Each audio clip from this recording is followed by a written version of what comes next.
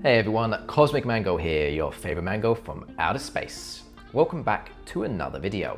Today we're going to be checking out 5 powerful commanders that are severely underplayed. In fact, many of you watching may have never seen a few of these commanders before. They can all be built to be tremendously fun and of course powerful to play. Before we take a look at these commanders, please don't forget to like, subscribe and hit that notification bell for more awesome commander videos. It really is greatly appreciated. So without further ado, sit back, relax and enjoy the show. Let's check out these cool commanders.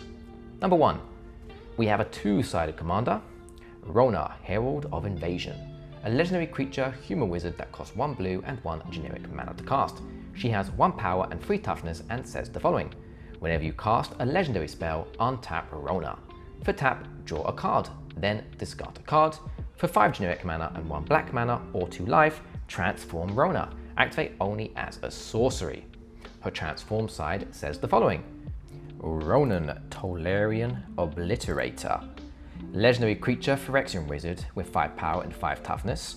Trample. Whenever a source deals damage to Rona, that source's controller exiles a card from their hand at random. If it's a land card, you may put it onto the battlefield under your control, otherwise you may cast it without paying its mana cost. Starting the list off strong, this is a good one. Two-sided commanders mean double the fun. So, Rona's first side is rather cool, allowing us to tap and draw a card. We do have to discard, but this is okay. Focus on playing Rona as a reanimator commander, and anything you discard can come back later on. So she offers a lot of card advantage for graveyard recursion lovers. She also has a sweet little extra bit of spice that lets us untap her if we cast a legendary spell, meaning more card advantage for us. The first side of Rona is superb at helping filter through our deck, digging for answers, and filling our graveyard for recursion fun. Her flip side is very different, but still menacing. It can be used to punish opponents for interacting with Rona, should they try to deal damage to it. If any source deals damage to Rona, that source's controller exiles a card from their hand at random. If it's a land card, you may put it onto the battlefield under your control, which is nice.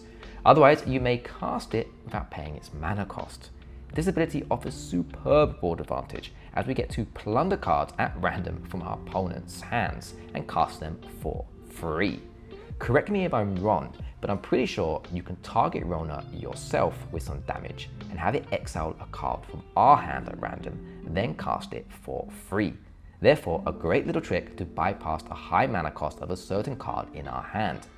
Catch is, the cards being picked are at random, so do this only if you have very few cards in your hand, like 1 or 2 cards, or if all the cards in your hand they have very high mana costs. The first card I think of combining with this commander is Sheoldred Whispering One.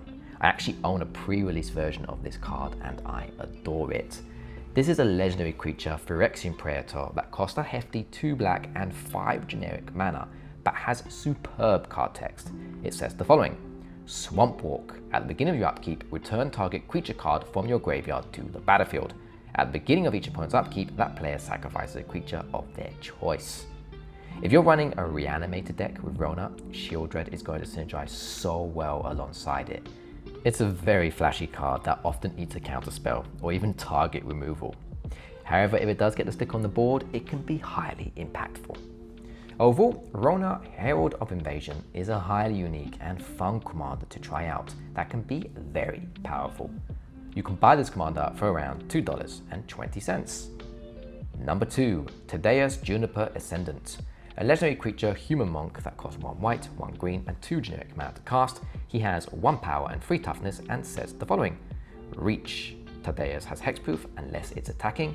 Whenever a creature you control with reach attacks, untap it and it can't be blocked by creatures with greater power this combat.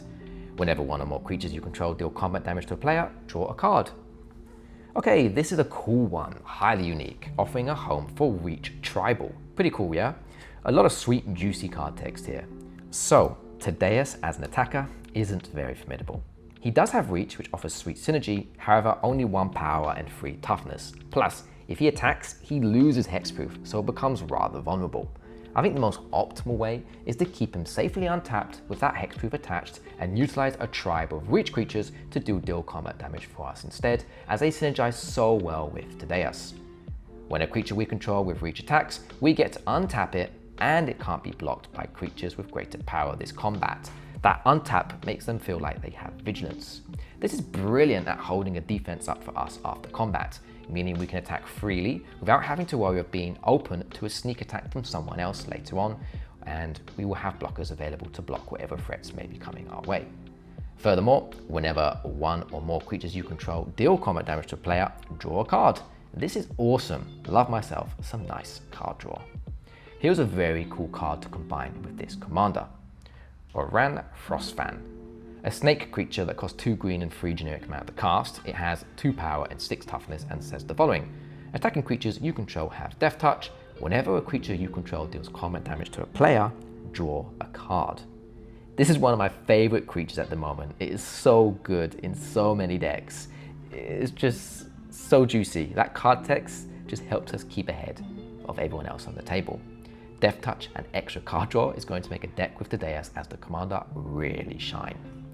Overall, if you like green and white decks, the thrill of card draw, building an army of reach creatures, then Tadeas Juniper Ascendant could be the commander you've been looking for. You can buy this commander for around $1. Number 3, Babalasaga Night Witch. A legendary creature, human warlock that costs 1 green, 1 black and 1 generic mana to cast. She has 3 power and 3 toughness and says the following. Tap, sacrifice up to 3 permanents. If there are 3 or more card types among the sacrificed permanents, each opponent loses 3 life, you gain 3 life and you draw 3 cards. Babalasaga is an absolute blast to play in commander, a wonderfully janky commander full of delight. She offers incredible versatility, fitting into sacrifice themed decks, card advantage strategies, and so much more. What truly sets her apart though is the unique challenge of sacrificing 3 or more card types to maximize her potential. This means you need to cram in as many card types as possible within your deck to really be able to grasp the optimal power level for this commander.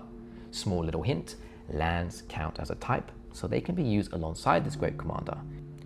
In fact, you could build a great land matters deck or a land full deck with Babalasaga, and it will do very well. Card draw and life drain, count me in. This commander is very sweet. Here's a cool card to combine with her to get an idea on how you could build around this commander. Splendid Reclamation. A sorcery spell that costs 1 green and 3 generic mana to cast. It says the following. Return all land cards from your graveyard to the battlefield tapped. Splendid Reclamation is an excellent card in Babalasaga decks.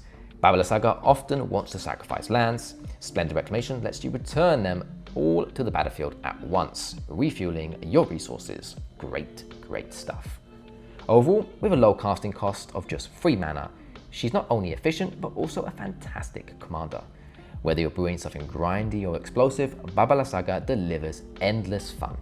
And you can buy this commander for around 50 cents. Number 4, Chiss-Goria Forge Tyrant. A legendary creature dragon that costs 3 red and 6 generic mana to cast. It has 5 power and 4 toughness, and it says the following. Affinity for artifacts. This spell costs 1 generic mana less to cast for each artifact you control. Flying Haste. Whenever Chiss-Goria attacks, exile the top 5 cards of your library. You may cast an artifact spell from among them this turn. If you do, it has affinity for artifacts. A commander like this offers some exciting paths to explore. Each one a joy to build around and of course pilot. While the artifact affinity naturally encourages an artifact-focused deck, this legendary dragon's versatility opens up a world of possibilities. However, the most optimal way is probably aiming to cram in as many great artifacts as you can. Want to go Voltron? Load up on powerful artifact equipments. Prefer stacks? Lock down the board of oppressive artifacts. Or maybe extra combats are more your style. This dragon delivers it all. But what really makes Chiss-Goria shine is its explosive attack trigger, ripping through the top 5 cards of your library and potentially cast that spell for free if it's an artifact, and if you have a high enough number of affinity in play. This turns each attack into potential fireworks. It's incredibly satisfying to flip a game-changing artifact and slam it onto the table at no cost.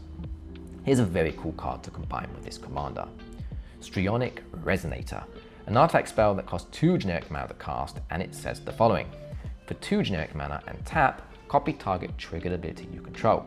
you may choose new targets for the copy. A triggered ability uses the words when, whenever, or at. This artifact combined with the commander Chiss-Goria is going to be wildly powerful, offering very explosive turns.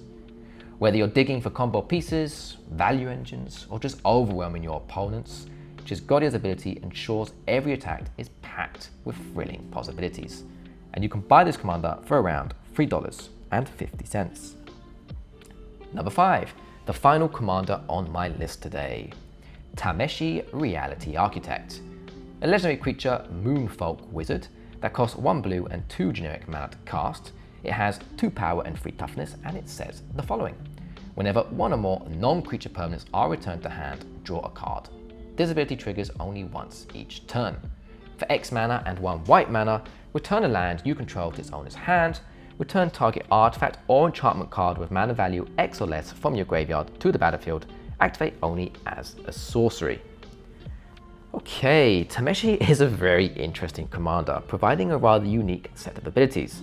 This commander offers a decent amount of card draw, as whenever a non-creature permanent is returned to hand, we get to draw a card. This is very easy to achieve by using bounce spells, or by using Tameshi's actual activated ability and return one of our lands to our hands. The problem is, we only get to draw 1 card a turn using this method. But that's still relevant and can be very helpful throughout the game. Find ways to bounce non-creature permanents on opponents' turns, and you can start drawing a decent number of cards on every turn rotation. By the time your turn comes back round, you could potentially have drawn an extra 3 cards, which is very, very nice. Tameshi's activated ability is very cool. It excels in both artifact and enchantment focused decks, and can be built for various strategies. This is because we can reanimate our favourite artifacts or enchantments from our graveyard to the battlefield, letting us reuse our favourite spells. This can be used to set up all sorts of great combos. Should opponents try to destroy unneeded artifacts or enchantments, we can just bring them back for round 2. Overall, if you're looking for a rather unique Azorius commander, Tameshi is a great choice, and you can buy this commander for around 50 cents. Okie dokie, we've arrived to the end of the video. What do you all think of the commanders I've listed? Have any of you watching played one of these commanders before? Have any recommendations you'd like to share? Let me know in the comments below. I love reading your comments and always try my best to answer them all. I hope you enjoyed the video. If you did enjoy it, check out the 2 other videos that should have popped up on the screen. Please do drop a like, comment and subscribe to the channel, and don't forget to hit that notification bell to keep updated for more of my future commander content. Thanks for watching everyone, and as always, take care and goodbye.